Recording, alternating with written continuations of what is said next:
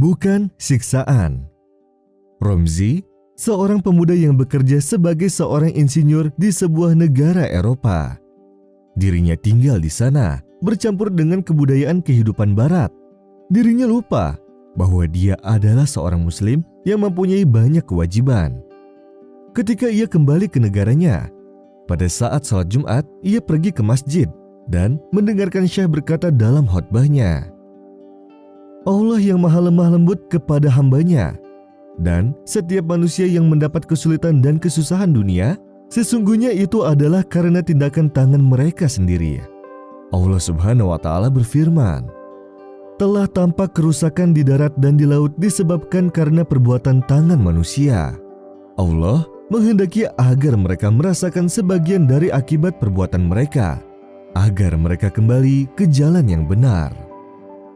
Setelah sholat Jumat, Romzi mendekati Syekh dan berkata kepadanya, aku adalah seorang insinyur dan aku bekerja di pabrik mobil di Eropa.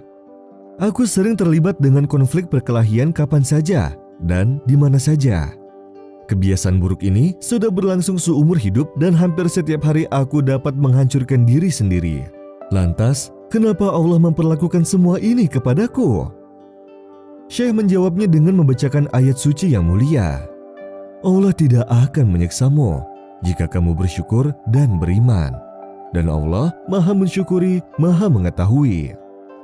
Romzi mendengarkan Syekh membacakan ayat yang ia tidak tahu artinya, yang melebihi batas imajinasinya, sehingga ia pun bertanya kepadanya tentang arti dari ayat tersebut. Sang Syekh berkata kepadanya, ayat tersebut mempunyai makna bahwa Allah tidak akan menyiksa hambanya yang berada pada jalannya. Tetapi sebaliknya, Allah menguji kita dengan berbagai masalah agar kita lebih dekat dengannya.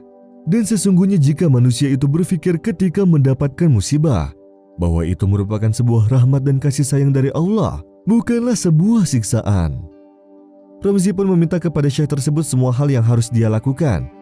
Lalu dirinya mengeluarkan kertas dan pena, lalu menulis semua apa yang sudah dikatakan olehnya agar dapat menghilangkan semua rasa kegelisahannya. Pada hari Jumat, setelah Romzi pergi menemui Syekh, dirinya yakin bahwa ia sudah tenang hatinya dan tidak melakukan konflik perkelahian lagi, karena ia sudah beristiqomah dalam beribadah, sehingga sang Syekh pun sangat senang dengan apa yang dia dengar. 1 minggu berlalu, sampai minggu kedua serta minggu ketiga, Romzi selalu datang. Tetapi ketika minggu keempat, Romzi tidak datang sholat Jumat. Lalu sang Syekh pun merasa ada sesuatu yang terjadi pada Romzi. Kemudian pada minggu selanjutnya, Romzi datang pada Syekh dan memberinya kabar bahwa ia diserang hingga berkelahi sebelum sholat Jumat.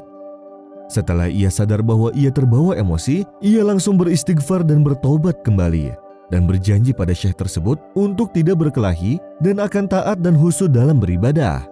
Lalu ia belajar dengan Syekh tentang ayat Allah Ta'ala.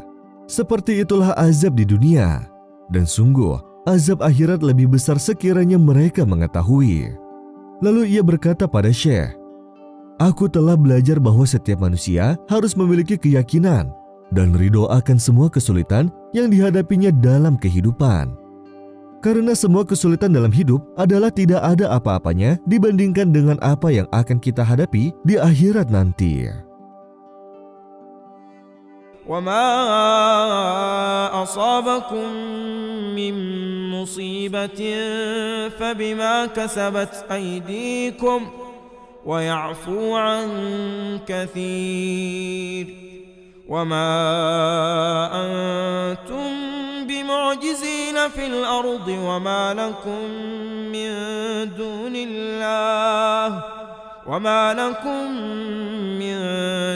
اللَّهِ مِن وَلِيٍّ وَلَا نَصِيرٍ.